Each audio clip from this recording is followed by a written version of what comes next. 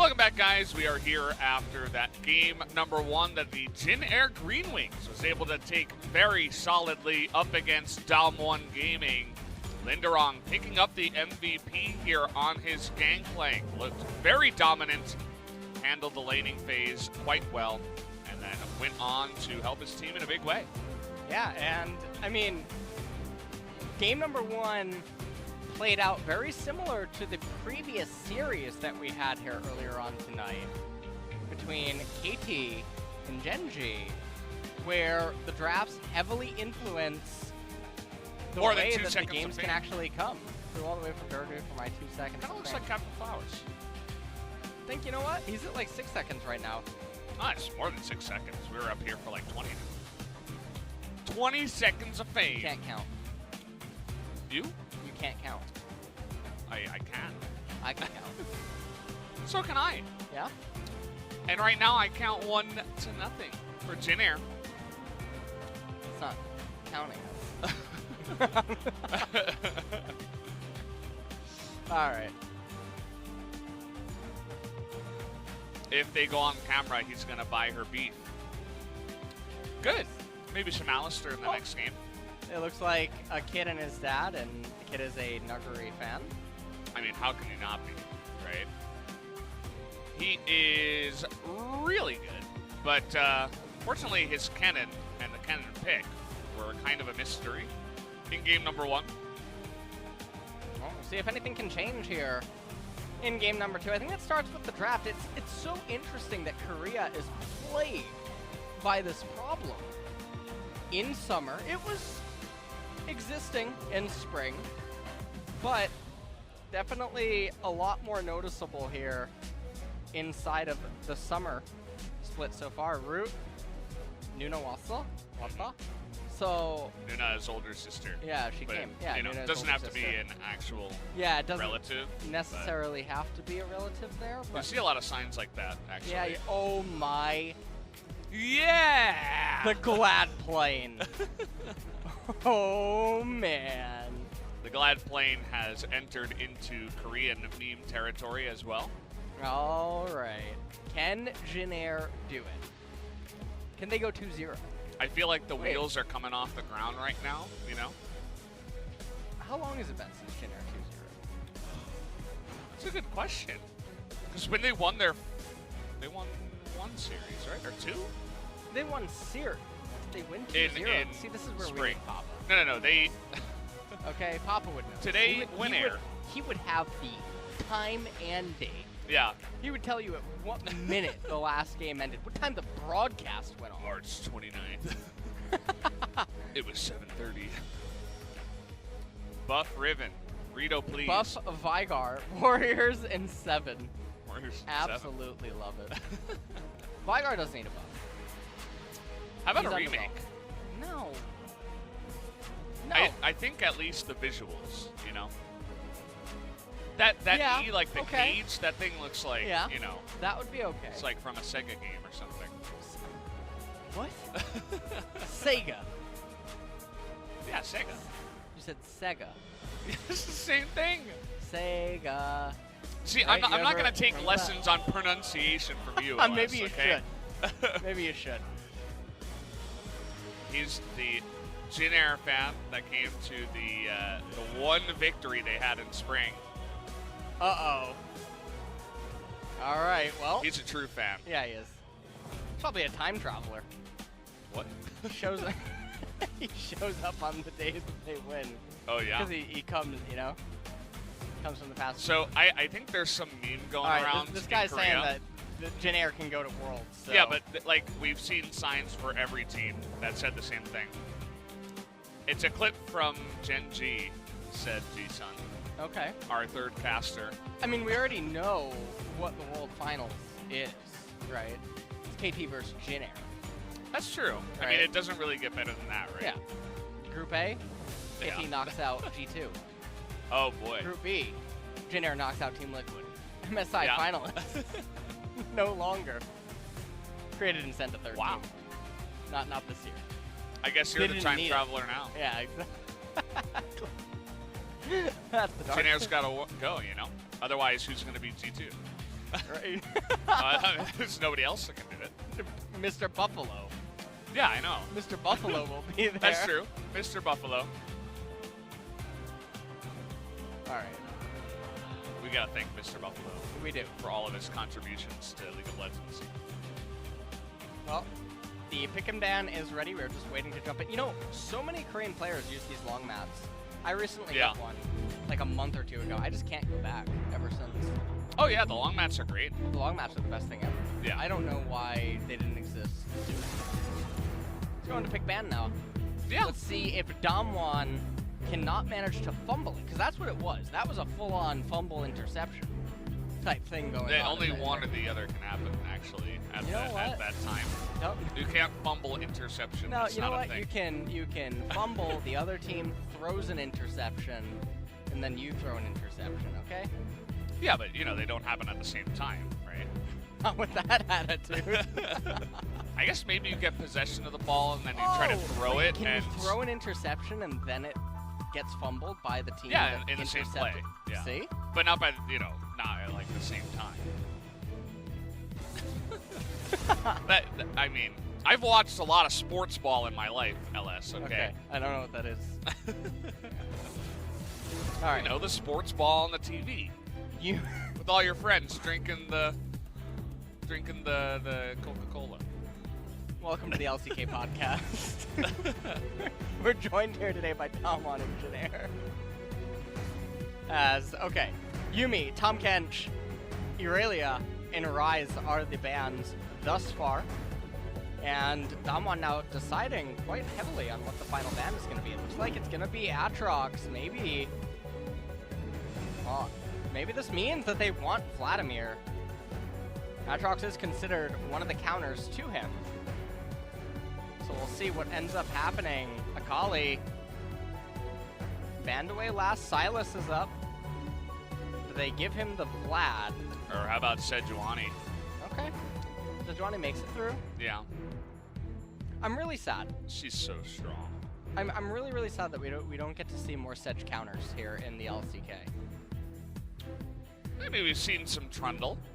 Trundle's been coming back a little bit. Trundle's coming back a little bit. How about something else? How about Rost? Rost? That's what a lot of teams were trying. Really? Yeah, way earlier on in the year.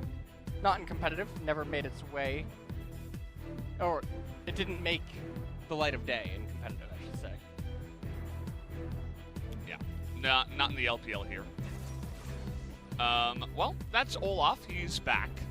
As Malrang wants to raise that win percentage after getting a win the last time. Now he's raising it. The big boy is up to 20% now.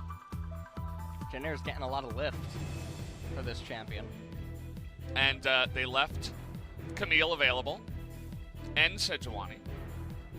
So right now the draft for Jin Air not starting out, well, interestingly enough, it sort of is actually starting out similar, where they're very heavy into short range engage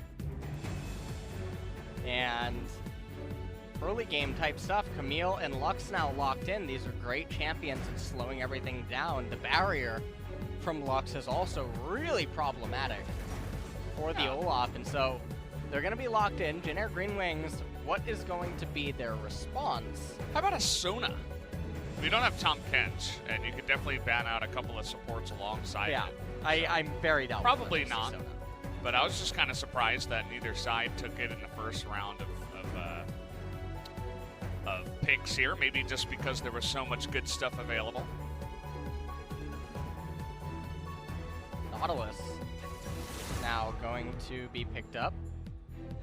And so more and more short-range forced aggression on the side of Jin Air Greenwings. And so now, thinking about champions to ban, maybe you ban Ezreal, you ban champions that can slip away from you and just evade you in general. Let's see what their ban is going to be. It's gonna be Jace. Yeah, always gotta get rid of the Nuguri champions. I mean, he's just so good at a couple of those really lane-dominant picks, such as Jace. No Vlad pick or ban just yet in the series. And now Sivir going to be banned away. It does align with the all-in charge type style that Jin Air so far is drafting. And I mentioned earlier that when you draft team compositions like this, generally your players have to be capable of lane kingdoming the opponents as well as synergizing properly with the junglers. Kai'Sa now banned away. That is a champion that can evade and can definitely be slippery. Wonder if this means that Nuclear will just pick up Ezreal unless Jin Air is intending to pick it up for Root as a means to steal it away. Yeah, you could definitely see that happening here. Can hop over bindings and stuff. Works pretty well against what they see already with a lot of the lockdown, stuff like that. Wouldn't mind it. It's also a champion that Root has shown prowess on, but we're not going to see it. We're going to see Kellin coming out here for Lindarang. They are staying very deep into the mono red right now, is Jin Air. They are tennis balls to the wall right now. Yeah. Silas's smile just reminds me of the Steamkin, you know what I mean? It makes you feel so bad when you see it come down. All right, so it's not looking like it's going to be Ezreal, which is... Oh, it is. There you go. All right, speak of the devil and he will appear. Here he is. Ezreal now picked up. They need another champion. Azir would be really good here. Another mid laner that wouldn't actually be that bad would be Lissandra if you send the Camille top lane. Another mid laner, Cassiopeia. Stops a lot of Jin Air Greenwings champions dead in their tracks. There's actually just such a plethora of champions available to just outright annihilate the Jin Air team composition.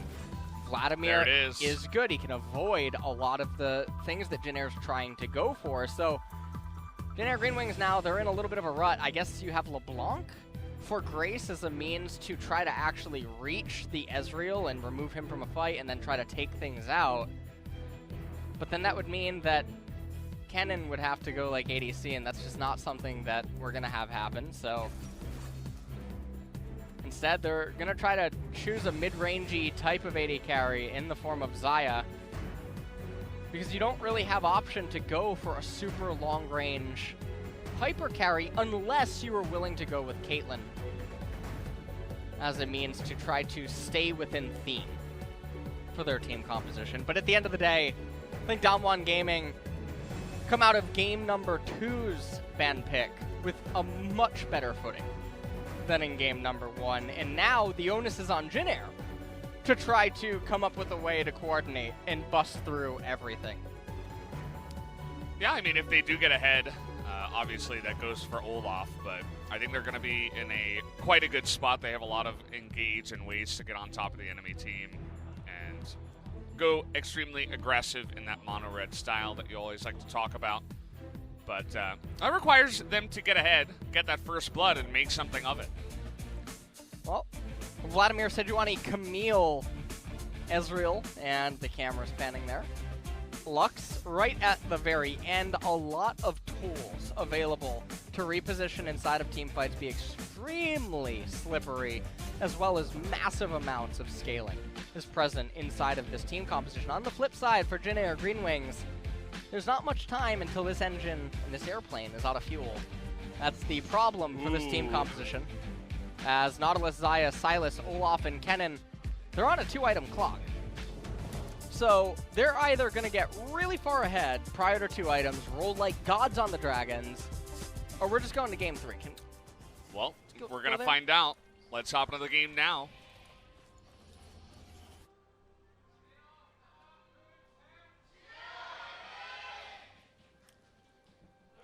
Alrighty, here we are, game number 2.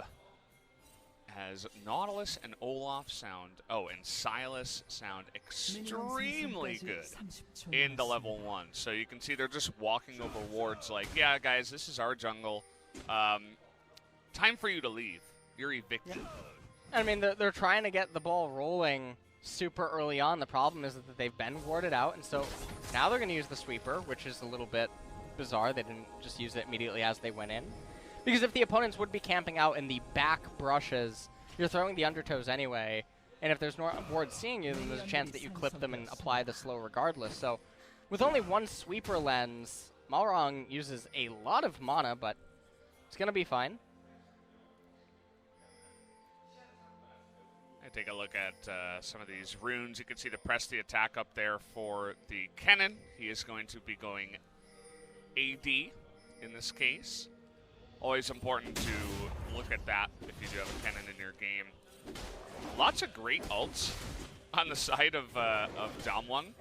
They kind of like picked into the Sylas not very well. I know generally teams don't really hardcore try to avoid that, but did end up happening this time as Canyon level 2 is going for a gank or could be going into that blue side jungle. Looks like a gank is going to be on the menu here. As, oh boy, going to be looking here as the binding is not going to land, and they just get the flash out of Kellin. They get the flash out of Kellin as well as share some of the XP, which is a little bit unfortunate for the laner. Malrang now coming in here. Lands the undertow, but that's not a gankable lane state. Misses the second one.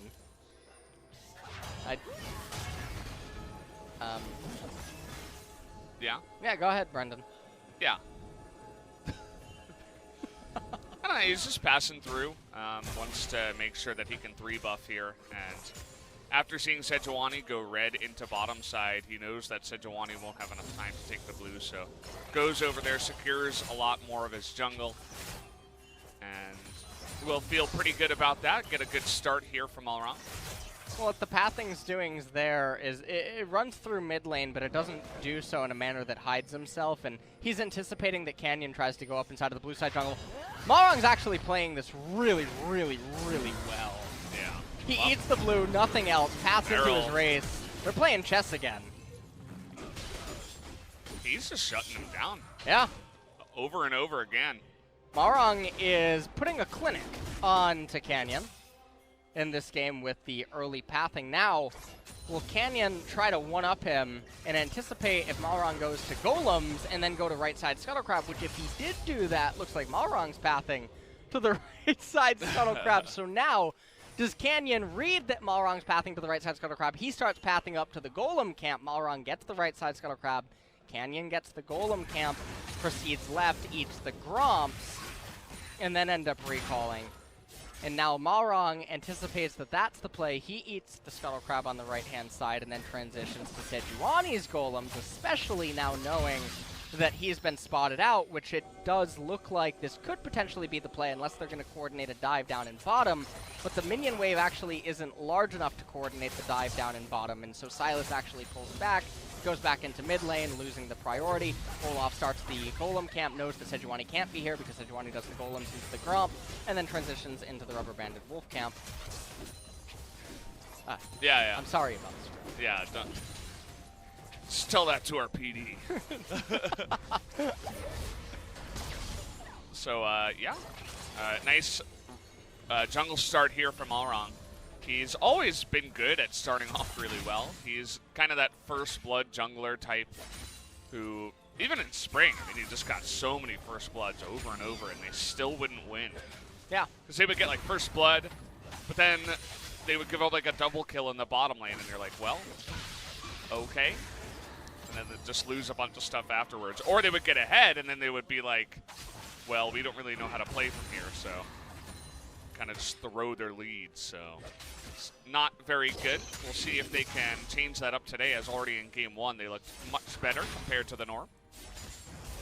Well, Olaf now is finishing up. Oh, I thought he was going to go for the Gromp. Instead, he's pathing down into bottom lane. The wave is actually coming in. This is a beautiful timing if they know that the bottom brush isn't warded. Malrang enters in with the sweeper just for safety. Can Root and Kellin convince DAMWON Gaming? Now, is Nuclear and BeryL aware enough that that anchor... Oh, boy. Oh, man. BeryL's in so much trouble here. The binding is going to land, but it's Olaf and Nautilus. You're just not getting away from this one. First blood does go over to the side of Jin Air. And that's actually really surprising. So what I was trying to talk about is that Nuclear and BeryL should have recognized that due to the size of the minion wave that the anchor out of Nautilus is not congruent with the lane state and the way that Kellin and Root had been playing up until that point. And so maybe they could have sniffed out that Malrang was indeed in the brush. We see top laners are actually fantastic at doing this. it's really important to get the read on, you know, to make sure that you do not make any mistakes in that case. But we did just see one there, especially when you're a Lux that has no flash. You know, if the hooks are coming out, I think you just have to back off and say, yeah, I'm just going to have to give up some lane pressure. As Kellin's in the mid lane, looking for the hook here. It kind of looks like that model hit him, but not quite. And remember, there needs to be proactivity in the early stages of the game for Jin Air. And it's mostly just on DAMWON Gaming to stabilize and make sure that they don't die. Lots of vision control, lots of defensive play. Yeah. Take a look at the 3 control wards here for the side of Jin Air. Been really good about playing around the bottom side, and I think part of that comes from the Mountain Drake start, but also from the early flash that they blew on BeryL down in the bottom lane. Able to get the effective gank into potentially the first Drake that is very, very nice for their team. Opens up those 2-mans if they can pick up another one, as we are going to have a fight here. Grace. Huge damage there from the Ezreal, and oh boy, here we go. As BeryL's taking damage, he will be the first one to go down, but everybody else on Jin Air is just so low. As Canyon is going to go down here to root. Oh no! Wow! Really nice play. Totally outplays him. Triple kill to ShowMaker on the Camille. And Nuguri just trying to push Lindarang off of the turret up in top lane at the same time. And DAMWON able to turn it around. And so DAMWON Gaming, they find themselves with a massive advantage at the end of all of that. Camille getting 3 kills is definitely going to accelerate really far ahead. This all starts off with Nuclear hitting a beautiful true shot barrage onto Malrang Grace. It even clips Kellin as well. They end up tying up BeryL, but he lives for quite a while. It looks like things are going to just go really smooth for DAMWON, but Kellin able to help Root get that kill. And then look at Nuclear knock Root right back in and says, get over here. Kind of like Scorpion, right? We talked about Ermac earlier. Yeah. That was a Scorpion moment. Or a Mordekaiser moment. You know, he's got that ability. He has that, yeah, he's got the death grip thing. Yeah. Which is sort of like the Death Knights from WoW. You ever play WoW? Yeah. You have? Yeah, for like 5 years or so. Mordekaiser sort of, doesn't he remind you of the Lich King? Yeah, yeah, he does. It's absolutely. really cool. It's really, really cool. Yeah. Yeah, he's definitely got a good story and a good feel about him. It's a fantastic story. I love it. Absolutely love it. Yeah. You read the book on Mordekaiser? No, but I'm really into all of the lore. Yeah? On all really? of the champions. Yeah, I really do like it. Well, that's one lore caster that we have here in Korea. Yeah. As Canyon coming in, and, well, there's 4 other people around him, and he will be able to avoid that. Nice ring around the Rosie. Canyon will be just fine. I think the game's over. Yeah? You think so? You're calling it here in 9 minutes? Yeah. Yeah. It's 3-3, exactly even goal. Which is really bad. Because what is the Jin Air team composition going to do at the first team fight, assuming that there's even skill level? I just don't understand how the Kennen, Olaf, and friends are supposed to outfight the champions on the side of DAMWON unless they make really, really bad mistakes. Locking down ShowMaker here, but there's no follow-up damage as Canyon kind of scared them from the side brush and didn't do much else.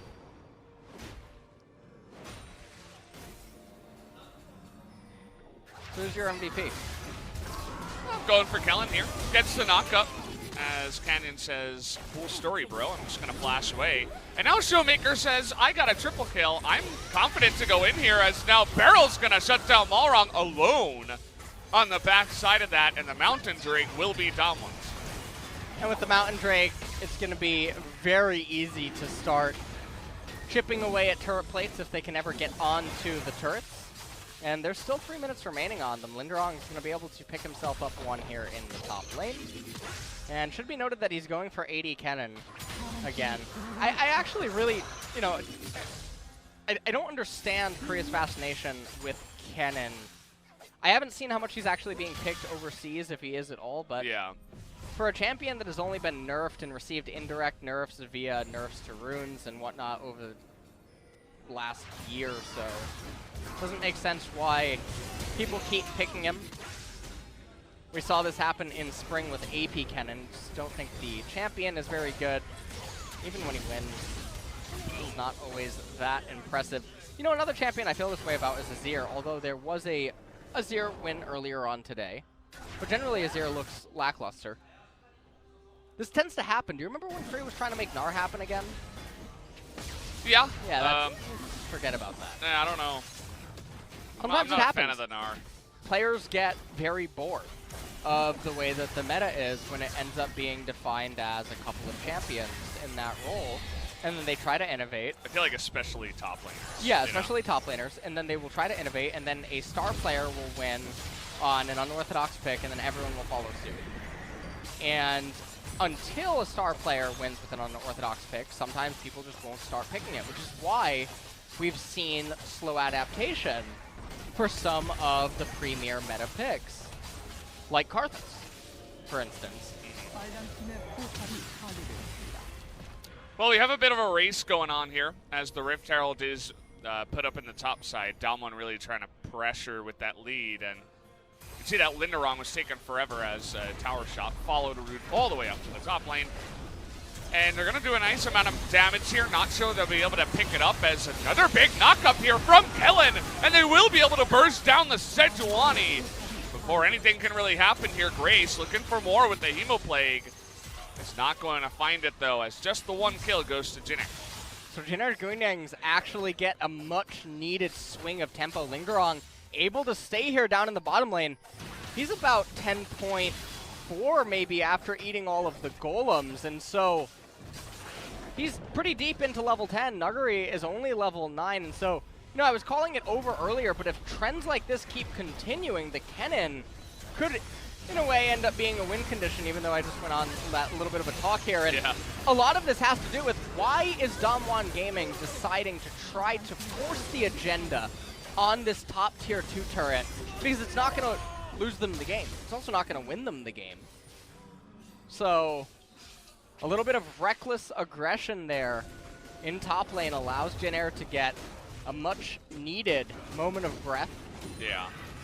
It's just one of those things where Canyon's feeling good about the game so far and feels like he's tanky enough, but I mean, you're standing right next to a Nautilus, right? You're gonna be locked down for ages if you do that on anyone. And you're also taking turret aggro at the same time, so definitely a mistake from the side of Canyon. And the team in general just pushing in that far, as you were mentioning, but they are still in control of this one, although the gold doesn't tell the full story. Lindarang now down in bottom, going to try to start shoving back again against the Vladimir. The Xayah should be noted, she's 2-1-2, and she will be one of the only hopes for Jin Air, the longer that the game ends up going on.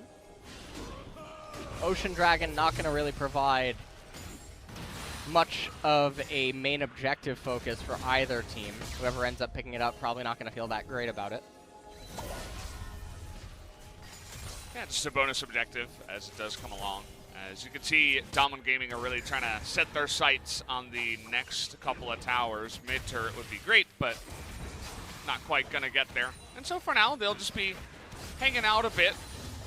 Not really much outside of the 2 turrets, but you can see that Jin Air are doing a good job of defending them so far. Jin Air clearing out vision control around the river. Not sure if this actually means that they are intending to try to get this open dragon. I don't think so, as Kellin is heading towards top lane. So, yeah, you excited for anything this summer? In the summer? Yeah, I mean, we're almost in the summer. It's next week. Is that the official start of summer? Yes. Next week? 21st of June. Oh, yeah. Forgot about that. It's all right. I know education. Yeah, I know. I know you feel me. Yeah, I do. Wait, when you and I cast, we're actually representing the NA region, right? And when Papa and Atlas cast are representing Australia. Yeah, there you go. We have 2 NA, 2 Australia. We can call them OCE casters. Yeah. Okay. I like that. Yeah. There's no EU representation here. No. That's sad. All right. Well. I mean, we don't really need that here. I got second and I missed that one. All right. That is true. And you looking yeah. forward to Teamfight Tactics? We can actually talk about this game without that's feeling bad. you know. Yeah, this definitely is not a paid promotion. Well, right never now. feel that. You can talk about whatever you want here. I on this saw broadcast. some of it's the, a safe space. the characters that. We don't talk about the game here anyway.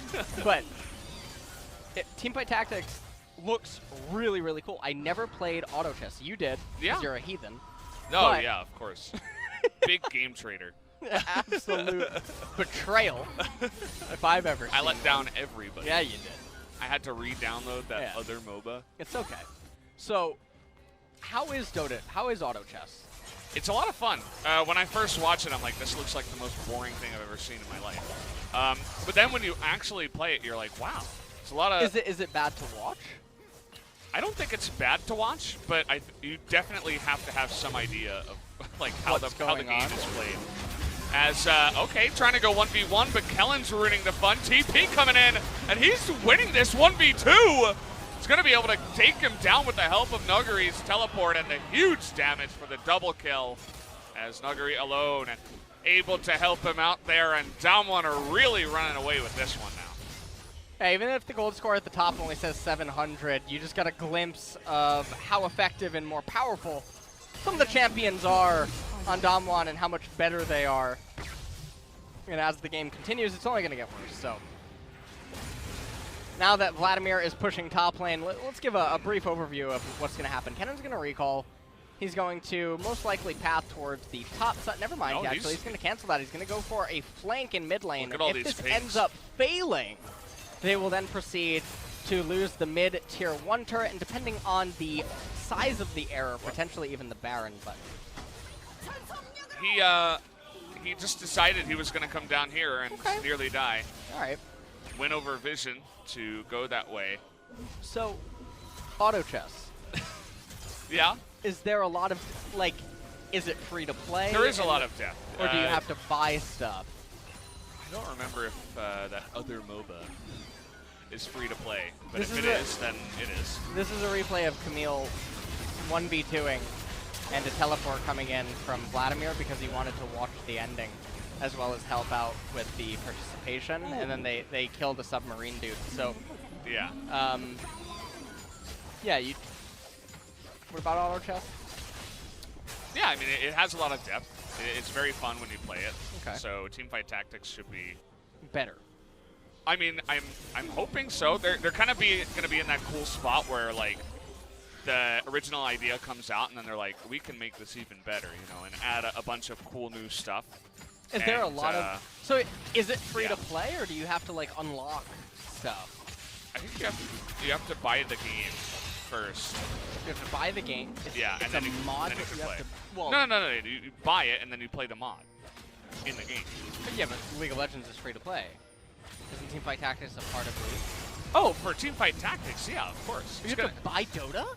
Yeah, I think so. I'm pretty sure. Gross. I'm not 100% sure. Don't quote me on that. All right. Although I don't know, they do all that like fundraising stuff. Actually, I think it might be free. Yeah, I'm thinking that it's free. Yeah, because all the champions are free inside of the game, right? In Dota? Yeah. I think all the champions are unlocked. Yeah. Heroes, right? That's what they call them? Yeah, I think so. Alright. ShowMaker's just trying to dunk him under the turret now. He's not even holding back. But yeah, Teamfight Tactics is going to be in the client, right? It's in going 2 to be weeks, just straight up in there. Or 4 weeks or something? It goes on it's the patch PPE, right? 9.13? 9.13. Or 14. Is it 9.14? Atlas was telling me yesterday. I actually forget. That was yesterday. I don't even have access to this information. You heard it 1 day ago. Wow, Kellin doesn't exist anymore. See you later. says Nuclear. And, I mean, at this point, Kellin can't even get close to the team at DAMWON. All right. Well, Ezreal's a good champion. He's dishing out quite a bit of poke. Yeah, Murmana's done. Murmana is done. It looks like he's going to go Blade of the Rune King next. And when you see Ezreal do this instead of opting for the Luden's Echo, it's because poke isn't the main primary focus of what they're trying to accomplish. They want that added self-peel and the ability to sustain during their sieges and poke. So right now what we're seeing is a angry boar-riding lady slay a dragon with the help of a woman that's a cyborg or something. So yeah, really something sure like that. Yeah, something like that. That was all just Nuclear's damage. Yeah. I don't even... There we were seeing a boy band member take down an oversized guy in a submarine suit type thing. Yeah. Nautilus isn't like a humanoid, right? Can you imagine having someone that knows nothing about League try to describe stuff? I mean, that's like one of the best things, though. Like, it's like me trying to cast a game. Me and Doa did it when we went to WCG. Really? Cast that other MOBA we were just talking about. The D word. You're that much of a traitor. Okay. No, so at WCG the way it works is they have just a bunch of casters that you know they specialize in one game, but they need like other casters for all the other games that are there because WCG has like so many games, like 10 games there. So we just decided to do it for fun, and me and Doa just trolled the whole time. It was like actually a really fun cast. Doa was hilarious. Well, there were some hardcore guys that were a little bit angry, obviously, right? Because we knew zero about the game. We were like, we didn't know the champion names because the client was in Chinese. So wow. Yeah. So we just made up names for the champions. The one guy was Double Dragon. It's like this dragon with 2 heads. It's a really great cast. You can definitely find it on YouTube still. Search for like Doa casting or something like that. It's out there. All right, so what do you? Okay, so we have Pikachu and Submarine Man up here in top lane. I mean, that's what you would say, right? Oh, it's this giant guy carrying an anchor, like. All right, we got Lady Gaga just pushed out mid lane as Dracula. Lady Gaga. In the front. It looks like Justin Bieber is coming out of base right now. Yeah. Count Chocula up here in the top lane. Weren't we like talking about what was the name of that cereal? Oh yeah, Count Chocula. Choco Flakes or something like. This inmate just escaped from prison. I don't know what's going on here. Oh man, it looks like Taylor Swift's meeting with the poor lady on the left side of the map. So. Yeah. Oh god. All right, they're gonna try to do it again. Lux somehow got that ult off while she was knocked up as Canyon is not able to burn down, and it's just the Nuclear show from here. Really nothing that Jin Air can do as Nuguri just coming in behind the turrets. He doesn't even care, as that's going to be a stopwatch that maybe, doesn't save his life. As easy as that. Even the Boar Lady, Canyon on the Sejuani, easily able to get out alive. Yeah, and this is going to go into a Baron capture here. I forgot the name of the song. It's like a one-eyed giant purple people eater. Oh yeah. I was about to weave that in there, but it didn't come to me quick enough, so I failed you. I'm sorry. It's okay. Right.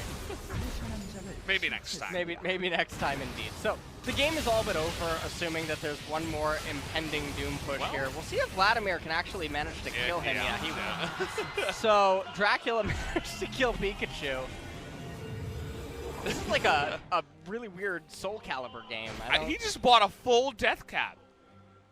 Right? Okay. I'm not sure. He might have had a rod. Yeah. So, I mean, this is just Jin Air not realizing that they don't win the team fights. Even if you end up killing Canyon there, it's coming at a great cost, and if you ask them what it cost, they tell you everything, so. Yeah, that's what's happening Avengers, here. right? That's from Avengers, yeah. I know that only because because of the there. meme. Yeah. So, and then right here, Kellin was getting a really funny idea, trying to kill him. Even Bertha went down. What? She has a name. I think you said Canyon. What? Try it. Kellin. Oh, Kennen. Okay. Yeah. Yeah. And then there was Bertha. Yeah. Yeah. How come none of the other Camps have names? Camps, yeah. I mean, even Well, Shelly's got a name. Yeah, but when you leave a small wolf, it's called Bambi. Yeah. Well, Yeah. That's a little thing for sure. Yeah. What about calling red Groudon and blue Kyogre? What? Groudon and Kyogre. The Pokemon. Oh. You know them? Yeah. You know what I'm talking about, right? That's what it is now. Great. But only when UNLS or Only UNLS when me and Atlas cast. cast, Yeah. Only the true You know- Pokemon masters can use those terms. You don't get to share this. I'm so excited to tell him next week. I'm sure he's gonna love it. I know he is. In fact, I'm not even going to tell him. I'm just going to do it, and he's going to know. He's gonna be like, yeah. I can see Just that. like that. As Kellin doesn't really exist in this game anymore, and they're really just playing with their food. I mean, it just looks like nothing they can do. As one empowered Q is gonna dunk him down from half health, and he's going in, nearly able to get him there with that E. But yeah, guys, that's gonna be the end of the game here. As DAMWON not wasting any time with this one. It's another decided by draft. Oh, It really is. The teams, the players themselves, with the exception of Nuguri and ShowMaker, are seemingly relatively similar across the board in terms of what can they really do with edges that end up being obtained. And so, with that being said, the draft poses such a heavy influence when this is happening. And so this is also part of the reason why I like to emphasize coming out of the draft so much, is because it's really easy to sort of see what could end up potentially transpiring at certain breakpoints in the game, and we saw it there. I mean, when did I call it over? 9 minutes. 9 minutes, right? 9.5 minutes. Yeah. I think you said it before that even, but we didn't get the timestamp. But it was around 9 minutes. It was especially because Jin Air's draft had to get ahead, and they had to have a good early game, and then they got triple killed by mid Camille with Sejuani. If you've ever played a card game, drafting is really similar to watching deck archetypes go up against one another. Yeah. And what they mean stylistically. And even if a certain deck falls really far behind in a match, it doesn't mean that top decks can't just go really insane and one deck ends up coming back and winning. The same way that Jin Air, in theory, could have won from the 9-minute mark. But a lot of stars would have to align for that to happen, unless the players were just on a different planet, sort of like a card game pro against an amateur. Yeah. And, I mean, it's just fate anyway, right? It's in the script that forecasting Jin Air. The day is going to 6 games, whether we like it or not. So, Ezreal ended up doing more damage than the Vladimir. I'm actually a little surprised by that, but I guess when you two-shot a Nautilus, maybe it shouldn't be that surprising. Well, we'll see what Game 3 draft has in store for us, because, actually, let me just check right now. Yeah, just check the script and let us know. That was, it's definitely something very exciting. But, yeah, I mean, it's a good point. It's like the game goes from 55-45 to, 70-30 immediately. So, it's definitely a big swing. But either way, more swings after the break.